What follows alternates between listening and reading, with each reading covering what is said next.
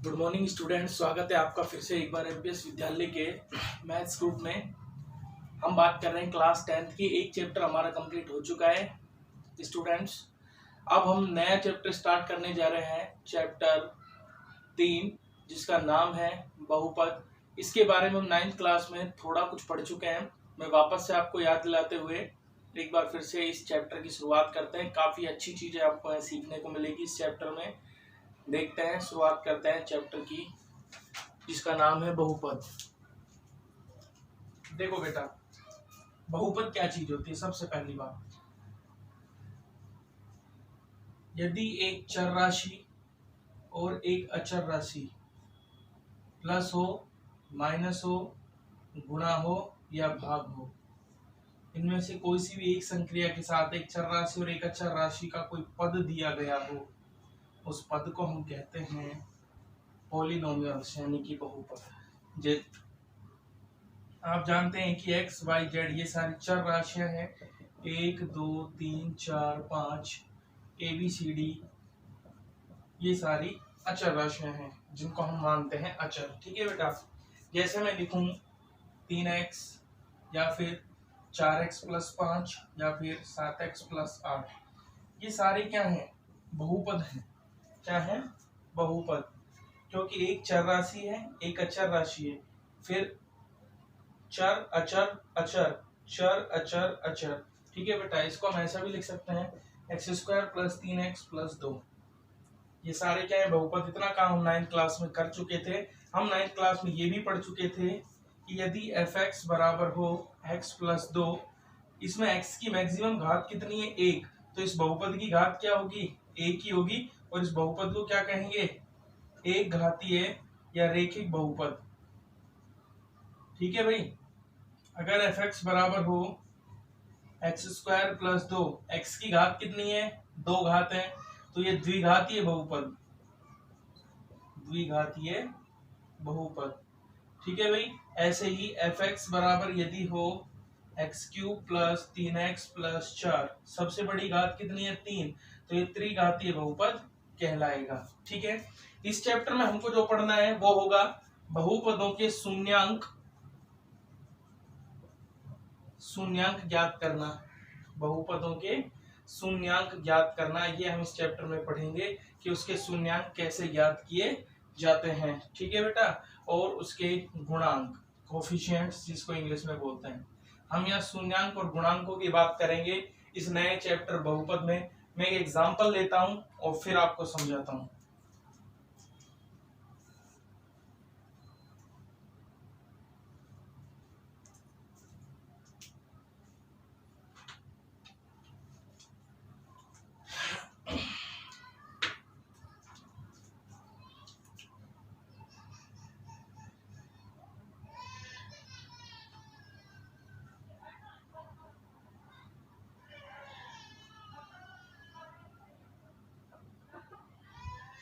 देखिए बेटा, for example मेरे पास एक बहुपद है fx बराबर 4x² प्लस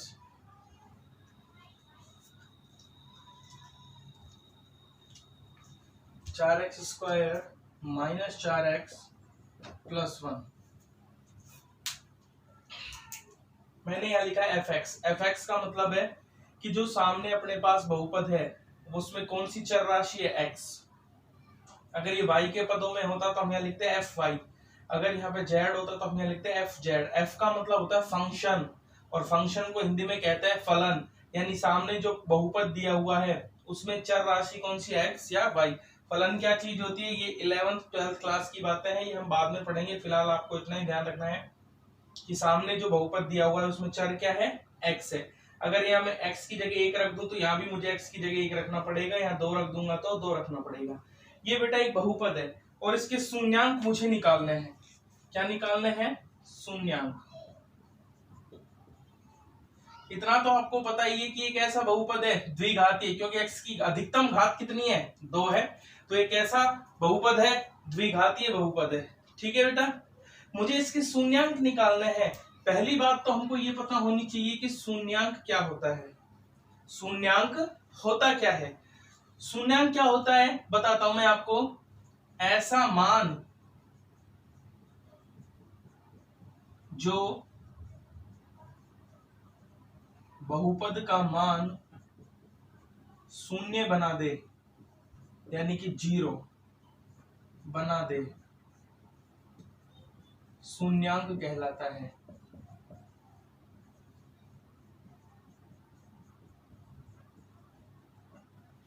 यानी कि इस बहुपद में x का कोई ऐसा मान है क्या जिसको रखने पर इस पूरे का मान क्या हो जाए, शून्य हो जाए, 0 हो जाए। अगर वो मान है तो वो मान क्या कहलाएगा, इस बहुपद का शून्यांक कहलाएगा। यदि आपसे कहा जाए इस बहुपद का शून्यांक ज्ञात कीजिए, यानी हमको एक ऐसी वैल्यू ढूंढनी है जिसको यहाँ x की जगह रखने पर इस पूरे का कैलकुलेट करने पर इसका मान क्या है, 0 आए। अगर ऐसी संख्या कोई हुई तो वो इस बहुपद का शून्यांक कहलाएगी। शून्यांक की परिभाषा, ऐसा मान जो बहुपद का मान क्या बना दे, शून्य बना दे, यानी 0 बना दे, शून्यांक कहलाता है। ठीक है बेटा, शून्यांक निकालने के कई सारे तरीके होते हैं। मैं आपको पहला तरीका बताता हूं, ध्यान दीजिए।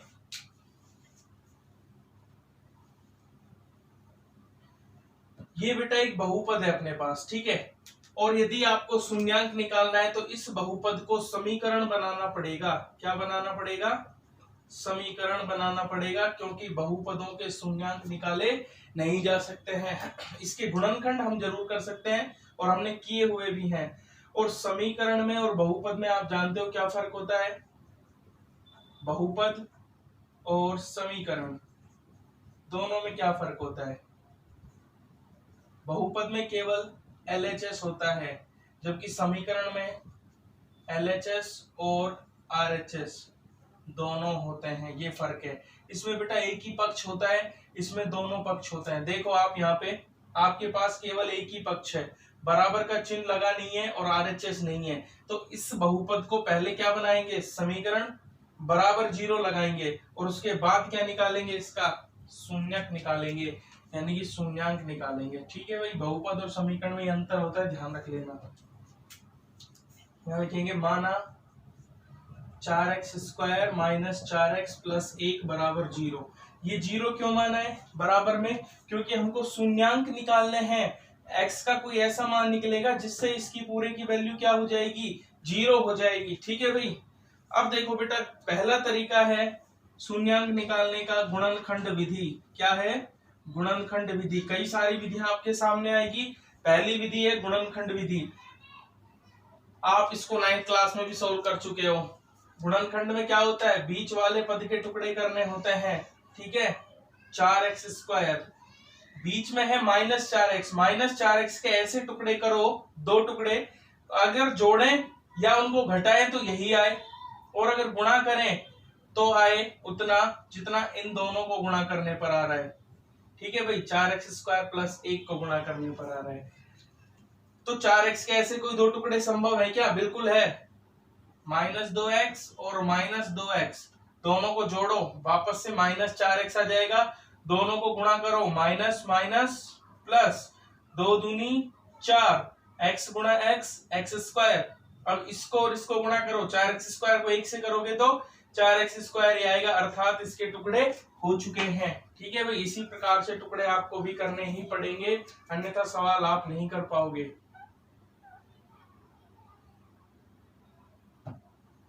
बच क्या गया, +1 बराबर 0। अब इन दोनों में से कॉमन लेंगे और इन दोनों में से कॉमन लेंगे। इन दोनों में से कॉमन क्या आ रहा है, 4 और 2 में से आ रहा है 2, x² और x में से आ रहा है x। यहां से क्या बचेगा, 2x, और यहां से क्या बचेगा, -1। इन दोनों में से कॉमन क्या लेंगे बेटा, देखो कई बार क्या होता है, इन दोनों में से तो कॉमन हम ले लेते हैं, ठीक है, लेकिन इन दोनों में से कॉमन लेने में समस्या आती है। मैं आपको एक बिल्कुल आसान सा तरीका बताता हूं इनमें से कॉमन लेने का, और वो कॉमन लेने का तरीका ये होगा, जो ब्रैकेट आपका यहाँ पर बना है आगे वालों में से कॉमन लेने के बाद, वही ब्रैकेट आप यहाँ बना दो, थोड़ा सा जगह छोड़कर, 2x - 1, तो भाई 2x - 1, और बराबर में 0 है तो बराबर में 0। अब इस जगह में क्या लिखना है वो मैं बताता हूं आपको। आपने इन दोनों में से कॉमन लिया था 2x, तो बचा क्या, 2x - 1।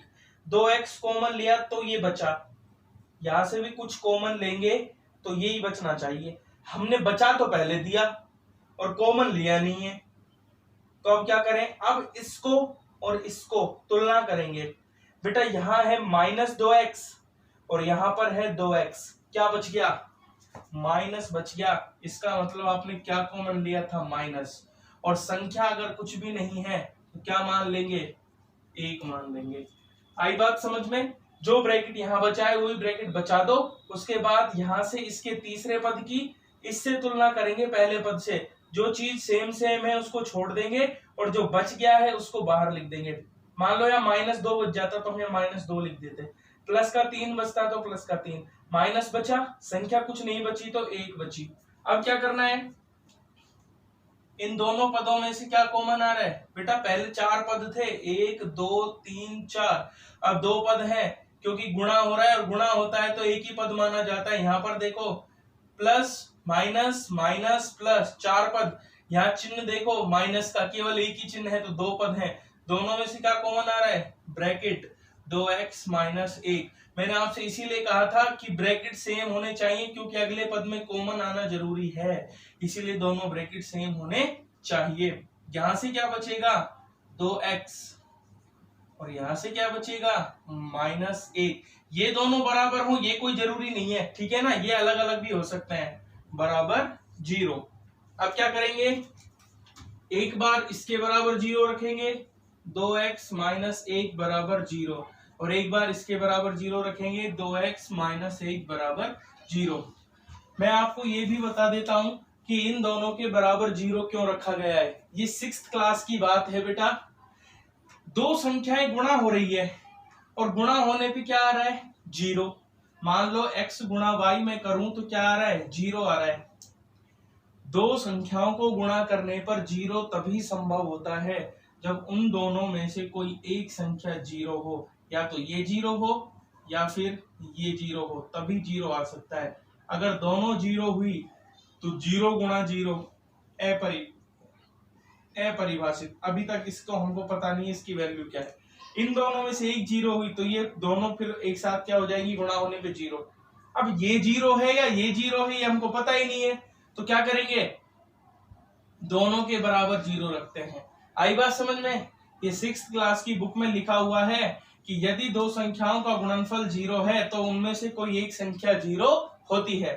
तो यहां से अगर x का मान निकालूं तो 2x बराबर कितना आएगा, 1, और x बराबर कितना आएगा, 1/2। ऐसे ही वहां से भी 2x बराबर 1 और x बराबर 1/2, ये निकल गए आपके शून्यांक। क्या निकल गए भाई, शून्यांक निकल चुके हैं।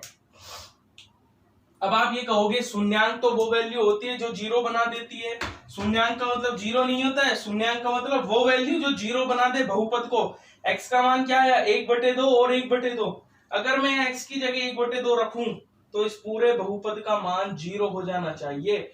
चेक करते हैं कि वास्तव में सही बात है या पागल तो नहीं बना रहे हैं। ठीक है बेटा, मैं रख के देखता हूं वैल्यू, आपको सोल्व करके दिखाता हूं। वैसे आपको क्वेश्चन में नहीं दिखाना है, मैं तो आपको रफली चेक कर रहा हूं। x की जगह 1/2 रखो, 1/2 का स्क्वायर -4 गुणा 1/2 प्लस 1, 1/2 का स्क्वायर 1/4 -4 1/2 और गुणा प्लस में 1, 4 से 4 गया, 2 दूनी 4, यहाँ से क्या बचा, प्लस का 1, यहाँ से क्या बचा, माइनस का 2, यहाँ से क्या बचा, प्लस का 1, 1 और 1 2 -2 बराबर 0। देख लो 1/2 रखने पर 0 हो गया है, यानी कि ये जो वैल्यू हमने निकाली ये बिल्कुल सही वैल्यू है। ठीक है भाई, कर लोगे इतना काम। शून्यांक मैंने निकाल दिए हैं, अब निकालते हैं गुणांक। शून्यांक तो बेटा हम निकाल चुके हैं, अब मैं आपको गुणांक निकालना सिखाता हूं। गुणांक क्या होता है, कोफिशिएंट्स। गुणांक क्या होता है, कोई भी बहुपद इस रूप में होता है, ax² + bx + c। कोई भी द्विघात बहुपद या द्विघातीय बहुपद इस रूप में होता है। x² के साथ जो भी उसका गुणांक होगा उसको a मानेंगे, x के साथ जो भी गुणांक होगा उसको b मानेंगे, और जो अचर पद होगा, अचर इसके साथ x नहीं होगा, उसको क्या मानेंगे c। ठीक है बेटा, देखो एक्स स्क्वायर के साथ कौन है 4, एक्स स्क्वायर के साथ कौन है a, तो एक्स a का मान कितना हो गया 4, x के साथ कौन है b, x के साथ कौन है -4, तो b का मान कितना हो गया -4, और यहाँ x नहीं है, यहाँ भी x नहीं है, तो c का मान क्या हो गया 1। तो इस प्रकार से गुणांक निकाल सकते हैं तुलना करके, a का मान 4, b का मान -4 और c का मान 1। अगर मान लो आपको ये लिखा मिल जाए 4x स्क्वायर प्लस 8x और ax square plus bx plus c से तुलना करें, तो a का मान क्या आ रहा है 4, b का मान x के साथ b, x के साथ 8, तो b का मान 8, c है ही नहीं, c नहीं है तो c क्या मान लेंगे 0, यानी जो पद नहीं होगा उसको क्या मान लेंगे 0। द्विघात बहुपद में कभी भी a का मान 0 नहीं होना चाहिए, ध्यान रख लेना, a नॉट इक्वल टू 0 कब, जब द्विघात बहुपद हो तब, या द्विघात समीकरण हो तब a का मान कभी भी 0 नहीं होगा। ठीक है बेटा, इस प्रकार से गुणांक निकालते हैं। इस सवाल में हमको शून्यांकों और गुणांकों के बीच संबंध निकालना है और उसकी सत्यता की जांच करनी है। मैंने आपको गुणांक निकालना भी सिखाया था, यहाँ लिखेंगे ax square plus bx plus c बराबर 0 से तुलना करने पर, और तुलना करोगे तो a का मान क्या आ जाएगा 4, b का मान -4 और c का मान 1। ठीक है बेटा, देखो बेटा गुणांक हमने शून्यक निकाले थे, ठीक है, क्या आए थे 1/2 और 1/2। शून्यकों का योग निकालना पड़ता है, शून्यकों का योग, शून्य ये रहे, इनका योग करो, 1/2 प्लस 1/2 कितना आया 1 आया। शून्यकों का गुणनफल भी निकालना पड़ता है, शून्यकों का गुणनफल, और शून्यकों का गुणनफल गुणा कर दो, 1/2 1/2 कितना आया 1/4। जैसे शून्यकों का योग निकाला है वैसे ही गुणांकों का योग भी निकालते हैं, गुणांकों का योग, और गुणांक आपके पास में है a b c। गुणांकों का जब योग निकलता है तो उसको बोलते हैं हम अल्फा प्लस बीटा। ठीक है बेटा, और फॉर्मूला होता है अल्फा प्लस बीटा का -b/a, माइनस b की वैल्यू आपके पास है ये रही -4 और अपॉन में a की वैल्यू ये रही 4। देखो माइनस माइनस प्लस, 4 से 4 कट गया, क्या आया 1। इसी प्रकार गुणांकों का गुणनफल भी निकालते हैं, गुणांकों का गुणनफल, और ये होता है फॉर्मूला अल्फा गुणा बीटा बराबर c/a।